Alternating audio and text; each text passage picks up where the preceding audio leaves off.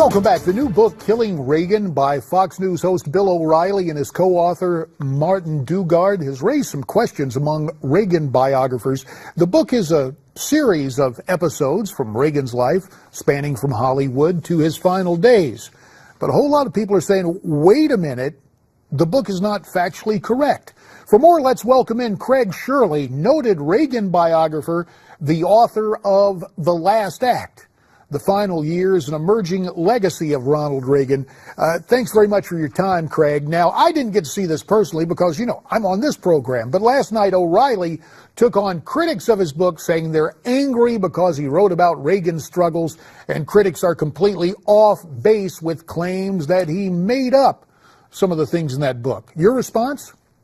Is that Mr. O'Reilly needs to go back and read his own book, J.D. It's that our complaint is not that he's writing about Reagan, it's that he's writing falsehoods about Ronald Reagan. Everything personally, the time he was in the White House, you know, thematically there's a problem with the book in that he writes that, first of all, Nancy Reagan was some kind of Lady Macbeth running the world, running the White House, which is nonsense. And B, that Reagan was early in the presidency, was addle-brained and out of it, and may have early onset Alzheimer's, again, which is contrary to the historical fact of the dozens, if not hundreds of people interacted with him for 8 years, his own letters, his own diaries, his own schedule. Everything showed an active and vital man from the time he entered office in January of 1981 to the time he left office in January of 1989. So and then there's a lot of just anecdotal stuff, which is just, you know, it's National Enquirer. And as a matter of fact, Kitty Kelly's books, which is widely, been discarded as not real, were cited as part of his source books. Well, let me ask you this. You've laid out some of the major errors, but is there one that really sticks in your craw that you haven't mentioned thus far? Well, he writes about a memo that was authored in early 1987 by James Cannon, who was an aide to Howard Baker, who came into the White House, as you recall, late in the Reagan administration to clean up the mess of Don Reagan. Don Reagan was extremely egocentric. He was not loyal to Reagan. He had aides who were loyal to him and not Reagan. And this memo by James Cannon said that Reagan was watching soap operas all day and that he was, up in his pajamas in the private residence and was disengaged.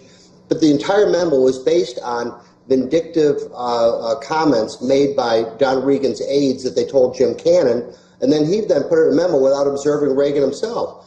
The memo is later recanted by James Cannon himself after he meets with Reagan, discovers that he'd been set up by Reagan's aides. Wow. But yes, exactly. Wow is exactly it, because we're talking about the President of the United States and the leader of the free world. We're not talking about just some corporate CEO or some book author or something else. And it's something to keep in mind when people see that book out. In the meantime, we want to make sure people understand, for the definitive word on Reagan in his last years, it's the book Last Act, The Final Years, an Emerging Legacy of Ronald Reagan, written by our good friend Craig Shirley. Craig, thanks for coming on to correct the record.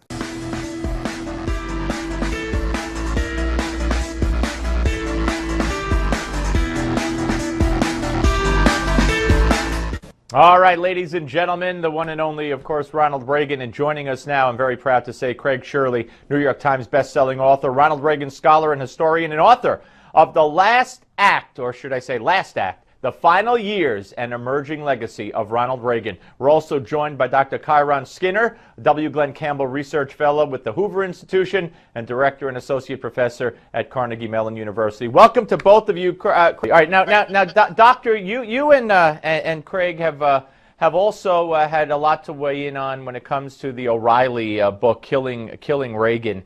And you say that he got a lot of it wrong. He claims that a lot of it is new and revealing, but in fact it's old stuff. Talk about what your objections, if you will, are to Bill O'Reilly's book. I'd like to begin by thanking my colleague Craig Shirley, who approached Steve Hayward, Paul Kingor, and me to write this op-ed in the Washington Post because there were so many inaccuracies in the O'Reilly-Dugard book. As we delved deeper into the book, we were deeply concerned about the fact that Reagan is portrayed almost in the first line as being confused, that he's an empty suit reading talking points only. But among us, we've written 18 books on Ronald Reagan. Like Craig, some of mine co-authored books have been New York Times bestsellers. We've worked in the archives at the Reagan Library and elsewhere for decades. And this idea that Reagan did not do his own work was something that we felt motivated us immediately to respond. Because when you look at the end of the Cold War story, there was no one in the Reagan administration who had the vision that Reagan had, which was to end the Cold War peacefully on American terms. Reagan had been talking about that for decades, and no one believed when he assumed office in 1981 that by the end of his presidency, within a year, the Berlin Wall would come down. Absolutely. Craig, do you believe O'Reilly and company did this on purpose, and what's been their reaction? Boy, Steve, that's something I've been wondering about. Kyra and I have talked about that. I happen to believe he did it on purpose. You do believe he did it on purpose? Yes, I do. Why? Why? Because he wanted to sell books. He wanted to write something salacious and tawdry. He does represent the media establishment. Reagan was anti-establishment, so there may have been something cultural there as well, that he had some type of animus toward Reagan or his legacy or whatever. But the fact remains is that whatever his motivation is, he did it, and Kyra is right, is that there are all sorts of factual errors and mistakes. Well, the definitive copy here, Last Act, The Final Years and Emerging Legacy of Ronald Reagan by Craig Shirley. Thank you, Craig. Thank you, Doctor.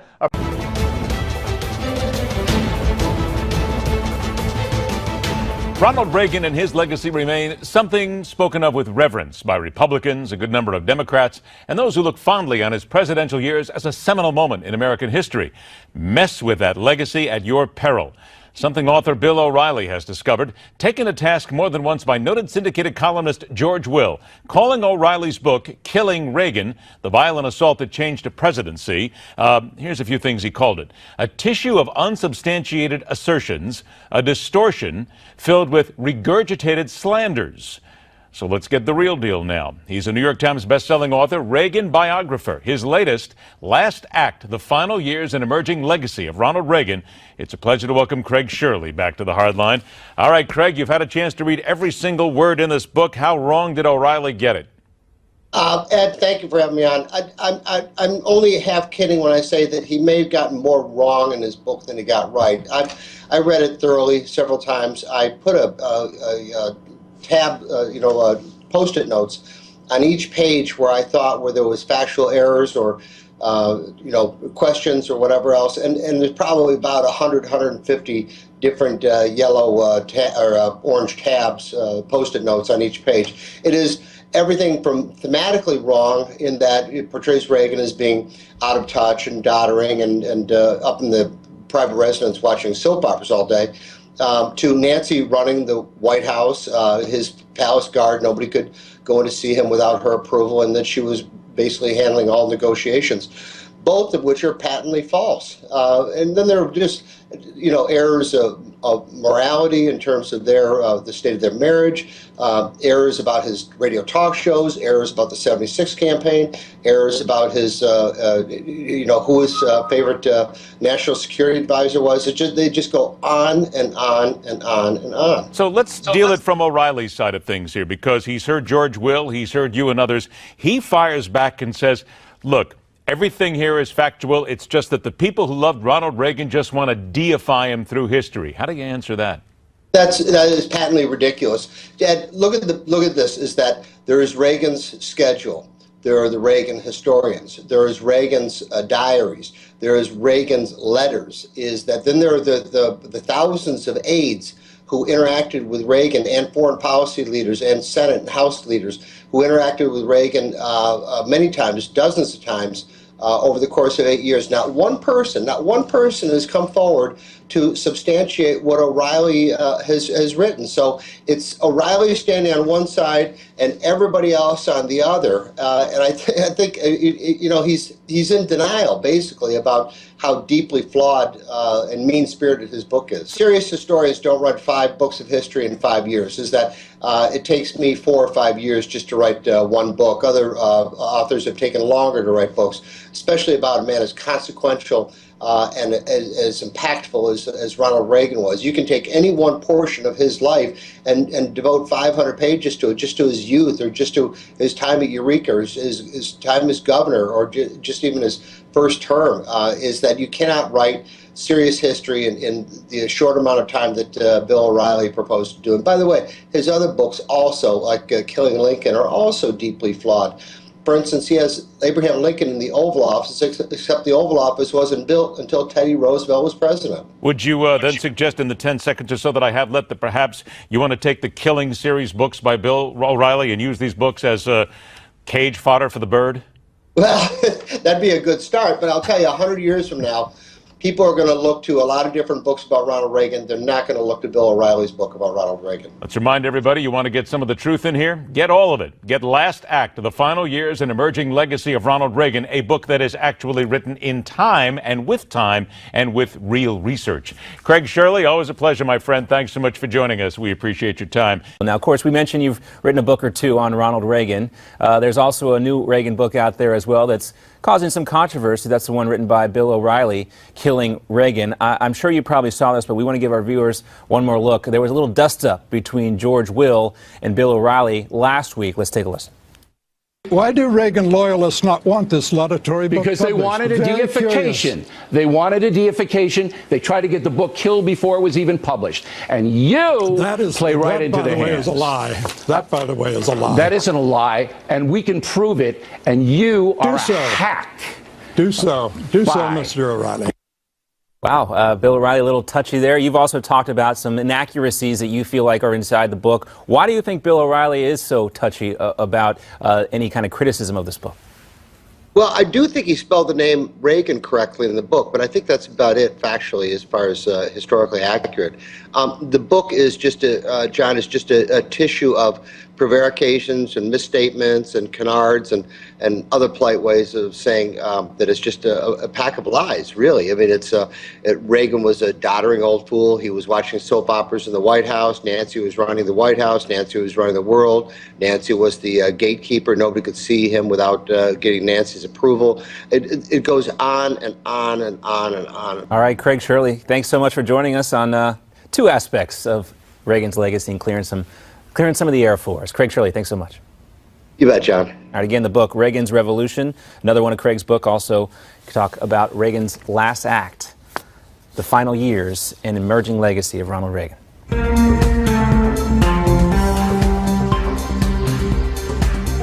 Now, political analyst David Mark, the author of Dog Whistles, Walkbacks, and Washington Handshakes, and Craig Shirley, the author most recently of Last Act, The Final Years and Emerging Legacy of Ronald Reagan. Welcome to you both. Great to have you here. Talk to us, if you would, about the recent spat that has flared up publicly. Great viral video moment between Bill O'Reilly and George Will on the issue of Bill O'Reilly's new book in general, but this memo, this notion of a memo for, I guess, future incoming Chief of Staff Howard Baker about Reagan's competency while he was in office. Yeah, this has been the source of much dispute for some time. In Bill O'Reilly's book with his co-author, they seem to raise a lot of questions there that I think George Will debunked. I think the book does an even stronger job of doing that, of talking to the medical experts who were close there, the former aides and advisors at hand. This is one of those issues that kind of flares up every so often. The New York Times, oddly, every few years runs pieces on this that out of nowhere seem to raise this issue when it has nothing to do with the news of the day. And it's like could be connected to something in the food section or something of that nature. And I always wonder, it's something that I think those on the left, many Democrats, still sort of feel like, in their view, Reagan and his team got away with, and it still seems to gall them for whatever reason. And George Will references that. He says to Bill O'Reilly, "You're doing the work of the left." Yeah, but the left has been attacking Reagan legacy and Reagan himself for many, many years.